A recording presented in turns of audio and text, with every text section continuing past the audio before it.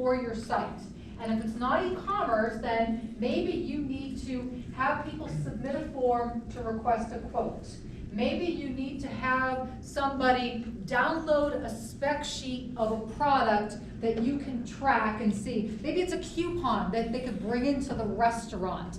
Something has to happen on your website. Now, a lot of folks, still say, well, the website is an online brochure, and you're right, it is, but it can be and it should be so much more. Because in order to really get the most out of the data, you need to have something, a goal that you're working toward, because otherwise you don't really have anything to track. Maybe it's saying, I want to increase the amount of time that people spend on my website, because I know that the more time they spend with my brand, the more value it will bring to me in the long run, because it builds brand recognition, and maybe builds the likelihood that they'll actually come into my store or contact me. But you have to have a goal. So that's the first thing to do. For everybody in the room, you don't have to write it, you can write it down if you want to. You can write down what you think your initial goal will be. But now I'm going to layer something else on top of that. Okay, so think about your goal, and now we need to apply something called the SMART framework to the goal. And the SMART's an acronym, so let's talk about it. The first one is the goal specific. It can't be something like, I want to increase sales. That's not specific. So you want to increase sales by X%. I want to sell 500 more units this month. I want to book 3 new clients this week. You need to come up with your goal first. And then once you have it, you need to make sure it's a measurable goal. Something has to happen on your website that helps you figure out if you're at least getting closer to that. And that could be a form inquiry. It could be spending more time. It could be viewing more time on a video that you have explaining the process of working with your agency. But you need to figure out, all right, well, what can I do on my website that's going to allow me to measure whether or not I'm getting closer to that goal? The third one is that it needs to be attainable. So wouldn't it be nice if you could say, I want to bring on 500 new clients this month? I mean, maybe, but for you, maybe it's more realistic to say, I could get 3 clients or 5 clients this month. If you set a really unrealistic goal, you're just kind of setting yourself up for never hitting it or never reaching it. So make sure that whatever goal you pick is reasonable or attainable. The next thing is you want to make sure that it's relevant. So again, I think I told some of the folks before that I used to work for an SEO company. And one of the terms, getting a little in the weeds, but we used to, have any of you heard of the term clickbait? Where you would basically put something on your website to get people to click in. Well, if I put, let's just say I have a web development agency and I have the coolest video of my cat playing Fur Elise on the piano, like while juggling. I mean, that's amazing. That's like a really funny video. But a cat playing the piano is not going to really sell my website services. So you want to start thinking, okay, ideally, whatever it is, whatever effort I'm putting in to work on my site, whether it's new content or a new strategy or reorganization of my site, it needs to be relevant to the goal that I'm trying to accomplish in the business that I'm trying to promote. So clickbait, just for the sake of getting someone to your site, yeah, maybe you'll get lots of visits, but if they come and they immediately leave because they're looking for more funny videos, that's not really doing you any good. And the last thing is that it needs to be time-bound or time-sensitive. It is not enough to just say, I want to do this thing sometime.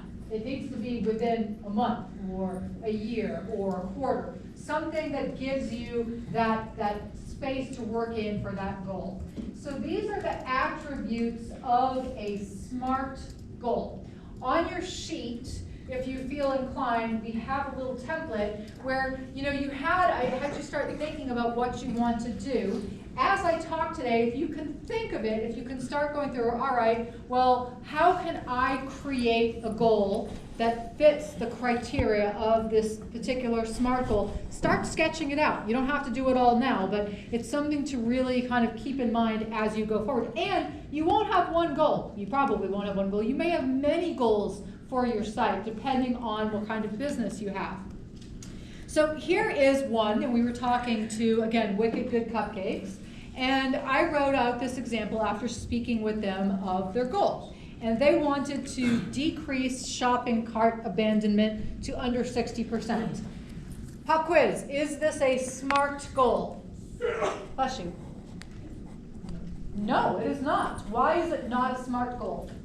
Not time bound. It is not time bound, exactly right. So that was actually a little stump chunks I put in there. So this one's close, but it's no cigar. So in order to really make this goal what we want to be, we want to decrease shopping cart abandonment rate to under 60% within 2 months or 3 months, something like that. Do all of you know what shopping cart abandonment is? Most of you, it's like the bane of every e-commerce website's existence.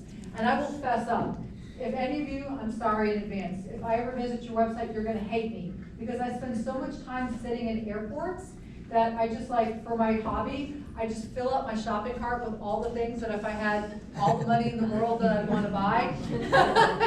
You should see my restoration hardware shopping cart. It's like $2 million worth of furniture that I'll never buy.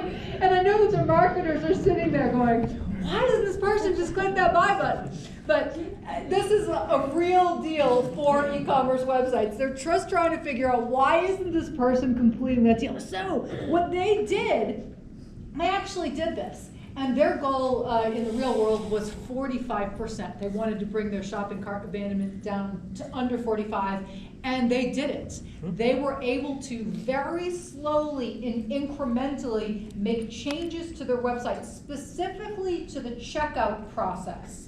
And by slowly and surely streamlining it and making it easier and faster for people to check out, they were able to significantly decrease that shopping cart abandonment rate. So figure out what it is. Now, you may not be, most of you aren't e-commerce, but figure out, well, what is it that you want to do, and how can you make it easier for people to do that? I'm gonna give you another, here's a really super low-hanging fruit example. This is going back to the very beginning. One of my very first clients, it was a pretty high-end piece of software, pretty expensive. Well, they had a form, an inquiry form. It had 35 required fields to fill out the request. And I mean, I tried to have the conversation. I was like, how about like 2? How about like your phone number and your email address, you know, and an optional note? But they wouldn't go for it because the client's theory at the time was, anyone who is a serious customer won't mind filling out this information because our software is so great. Well, so the thing is, that's the kind of stuff where if you catch yourself, maybe not with such an extreme example, but thinking that way, think about, okay, how do I make it as easy and painless as possible for someone to actually get through and complete this? And that's not only the steps, it's the experience. If you have a form that you know works really well on your desktop computers, test it on a mobile device and see how easy it is to do on a mobile. And maybe it's a case where it's pretty easy if you have a mouse and a full keyboard, but trying to do that on that phone is going to be a lot tougher to do. These are the types of things that you need to look at and that you will be constantly testing. Okay. So I'm not going to make us all stop. The notes say, have your group stop for 10 minutes and I'll write out a SMART goal and share them.